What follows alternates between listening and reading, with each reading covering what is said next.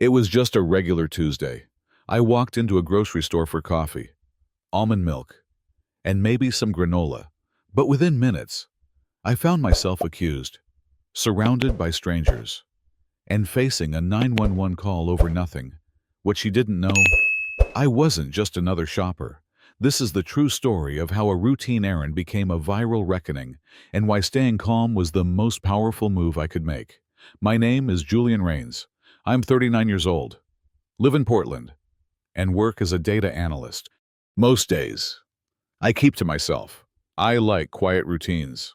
Coffee at 7, noise-canceling headphones by 9. My idea of excitement is grabbing almond milk before the rush hits. That Tuesday should have been like any other. I had just wrapped up a meeting at the district attorney's office. It wasn't about data. Not exactly. I also work part-time as a civil rights investigator, consulting on cases related to racial profiling and false emergency reports. A role I took on quietly, partly out of personal conviction, partly because I'd seen too many stories go untold. But I didn't walk into Greenleaf Market that day expecting to become one of those stories. I grabbed a cart, scanned my list: bread, coffee, almond milk. Simple. The market was half full. Soft music playing, fluorescent lights humming faintly overhead. I made my way through produce, then dairy, and noticed a woman about 10 feet ahead, blonde, mid-40s, fit, wearing tennis shoes and a matching athleisure set. She had that purposeful air, like she always knew exactly where she was headed. I didn't think much of her, until she started reappearing. Every aisle I entered, she was already there. Frozen foods, dry goods, household cleaners. At first, I thought it was coincidence. Then I caught a glance sharp, suspicious, like I was the problem. When I reached for a carton of orange juice, she suddenly turned, stared dead at me, and snapped, "Why are you following me?" I blinked. "I'm not." Her voice rose immediately. "You've been behind me in every aisle. I feel unsafe. Back off." People around us looked up. I raised my hand slightly. "I think we're just shopping." "Ma'am, I have no intention." She didn't let me finish. She pulled out her phone, turned on the speaker, and dialed 911. "This man is stalking me," she told the dispatcher, projecting her voice like she was auditioning for a courtroom drama. "He's been behind me in every aisle. He's intimidating me. I don't feel safe." There's a specific kind of silence that falls when people are trying to figure out who they're standing next to. That moment when everyone around me suddenly looked at her, then at me, waiting to pick a side, I will never forget. I stood frozen, not scared, not even angry yet, just stunned. A woman I had never spoken to, never touched, never even looked at for more than 2 seconds, was calling the police on me in a grocery store. A store clerk approached, quiet and cautious. "Would you like to wait in the back?" "Sir." I shook my head. "I've done nothing wrong." Minutes later, 2 officers walked in. One of them, Officer Dana Murphy, immediately recognized me. We had met during a city-led training on community de-escalation. Her brows lifted slightly as she approached. "Karen, yes."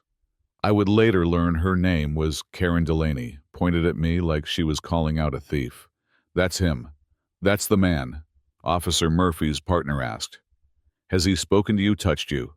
"No," Karen said, indignant. "But he's been mimicking my shopping path.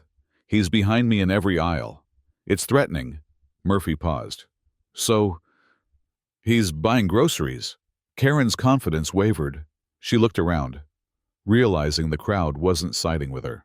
I stayed calm, breathing slow, and then I reached into my wallet, pulled out my city-issued ID, and handed it to Officer Murphy.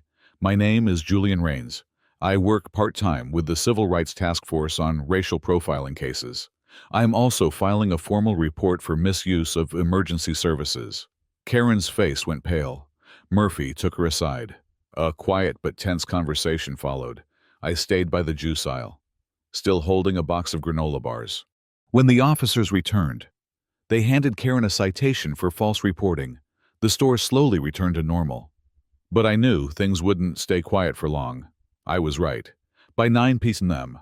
that night, a video of the incident, taken by a teenage bystander, was all over social media. The hashtag granolagate exploded. Within hours, internet sleuths identified Karen Delaney as a real estate agent for a boutique firm. By Thursday morning, her company issued a public statement. We do not condone discriminatory behavior. Effective immediately. Ms. Delaney is no longer affiliated with our firm. I didn't post the video. I didn't even comment publicly. But it didn't matter.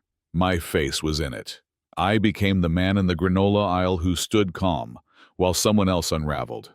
But it didn't end there. A month later, I received notice that Karen was suing me for emotional distress. Her attorney claimed the fallout from the incident had destroyed her career, damaged her reputation, and triggered long-standing anxiety. I sat through the hearing silently, listening to her tell a judge that I had caused her suffering, that I had created a hostile environment. Her voice cracked. She cried. Then my attorney stood and simply said, "Your Honor, Mr. Raines has security footage of the entire incident, 3 eyewitness statements, and was cited as the victim of a false report by Portland police." The judge didn't deliberate long. The case was dismissed with prejudice. Karen didn't look at me as she left the courtroom. I still shop at Greenleaf. Same almond milk, same granola bars. But something changed. People nod at me now. Strangers whisper, "That's him." A few stop and thank me. Some ask if I'll press further charges. I usually just smile and say, "That's not why I did it." Because it wasn't. I didn't ask for this fight, but I couldn't walk away from it either. What haunts me isn't Karen's actions. It's how easily the system could have believed her. How fragile truth can feel when you're alone, standing in an aisle, holding groceries. But truth is sturdy. Sometimes it just takes a little time to catch up. Now and then, when I think about that day, I replay the sound of Karen's voice in my head, confident, loud, certain of the story she'd created. And I wonder what version of me she saw when she looked over her shoulder. Not a man buying breakfast. Something else. Something to fear. We talk a lot about false accusations, about weaponized fear, about profiling and power and public shame. But what we forget is that sometimes the moment that changes everything doesn't come with warning signs. Sometimes it comes in the frozen food aisle, with a granola bar in one hand and a choice in the other. I chose to stand still, and it changed everything.